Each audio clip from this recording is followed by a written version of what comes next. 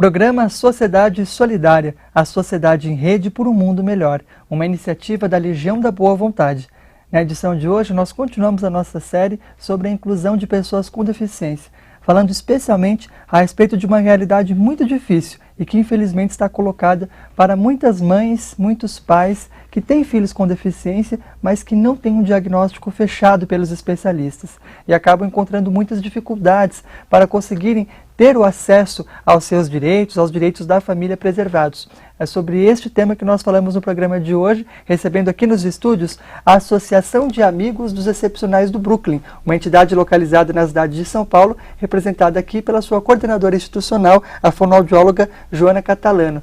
Bom, primeiramente, gostaríamos de agradecer em nome da Legião da Boa Vontade pela senhora estar aqui para falar sobre esse tema tão importante. Seja muito bem-vinda. Quem agradece somos nós, né, da AIB, pela oportunidade de discutirmos, né? Eu acho que é um momento propício a esse, da gente discutir realmente a realidade em que vivemos e poder mostrar um pouco deste enfoque que é a criança com a deficiência, mas que ainda não tem um diagnóstico fechado. Eu acho que ele é de suma importância. Então, a oportunidade que nos está sendo concedida é muito importante. Quem agradece somos nós. Bom, para começar, eu queria que a senhora, como fonoaudióloga, e por toda a experiência que tem nesse tema, falasse para a gente sobre essa realidade. Ela é mais frequente do que as pessoas imaginam, não é? Nem toda deficiência acaba conseguindo ter um diagnóstico fechado pelos especialistas. Como é que é isso? Na verdade, o que existe no nosso caso da AIB, não é que nós atendemos só a quem não tem o diagnóstico, mas é porque a história começa com uma mãe que passou por essa realidade de não conseguir atendimento para o filho em função de que ele não tinha um diagnóstico fechado. E hoje ela é presidente da entidade? Ela é presidente, ela é sócio fundadora e presidente.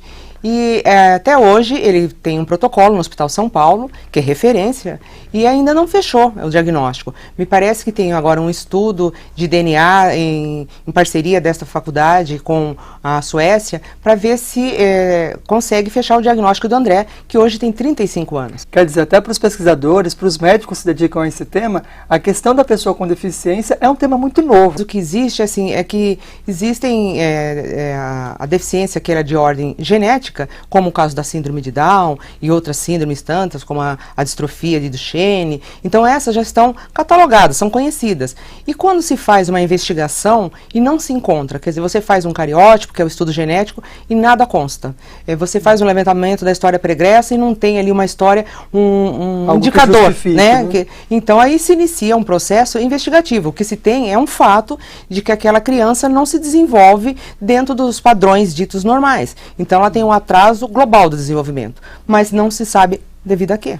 Agora, no caso dessas famílias que muitas vezes não conseguem, então, acessar os seus direitos porque ali não tem um diagnóstico fechado, a senhora vê caminhos, possibilidades para que no futuro a legislação do Brasil possa amadurecer nesse sentido? Em outros países, por exemplo, já é dessa forma? Como que a senhora vê essa questão? Não, eu acho que a questão, assim, ela já caminhou muito, né? Então, quer dizer, não é o fato de não ter um diagnóstico que ela não tem o direito, né? O que ela não consegue é o atendimento. O direito é uma outra história, porque tem aí todas as políticas públicas, então, poder judiciário, os conselhos tutelares, então o direito ela tem, porque a partir do momento que essa criança ela é uma criança diferente, ela é diferente, mas não desigual.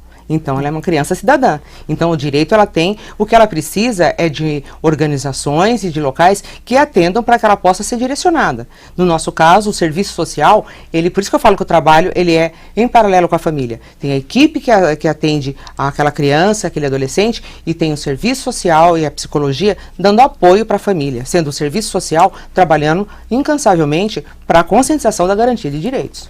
Então, com base inclusive na própria experiência da AIB, para as famílias que estão vivenciando ou podem vir a vivenciar essa situação, uma vez que ela acontece, o caminho é procurar alguma entidade civil ou mesmo poder público? Sim, o poder público em última instância, né? Porque normalmente hospitais e outras organizações mais tradicionais, que estão há muito mais tempo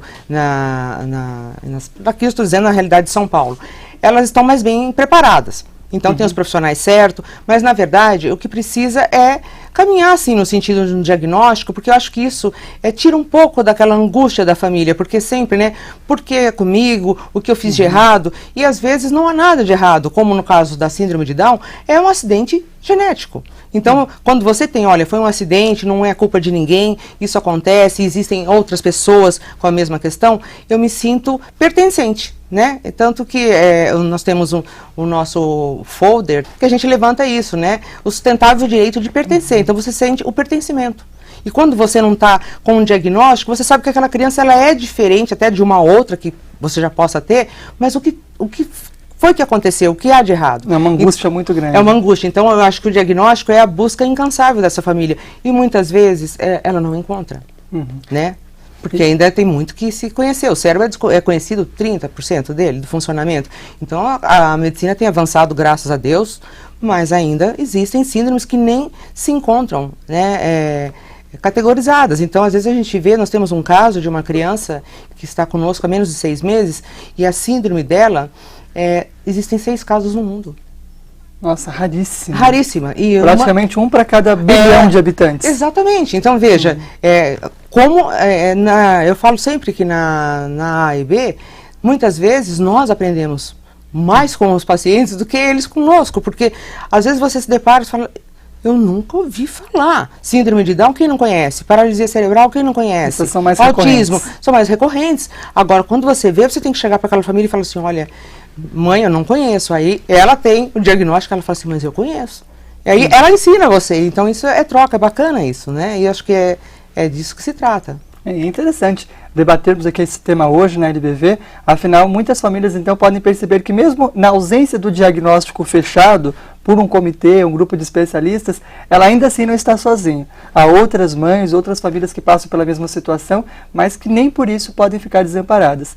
E é justamente sobre esse amparo que a gente fala no próximo bloco. Vamos conhecer então quais são as medidas necessárias que são tomadas para poder amparar, dar suporte a essas famílias, a essas crianças, a partir dessa experiência localizada na capital paulista. O programa Sociedade Solidária entrevista hoje a fonoaudióloga Joana Catalano, coordenadora institucional da AEB, a Associação de Amigos Excepcionais do Brooklyn, um bairro da Zona Sul da cidade de São Paulo. A gente vai para um breve intervalo e já volta. Lembre que a sua participação é sempre muito bem-vinda. 0300 10 07 940 é o nosso telefone e o nosso e-mail é o sociedadesolidaria@boavontade.com.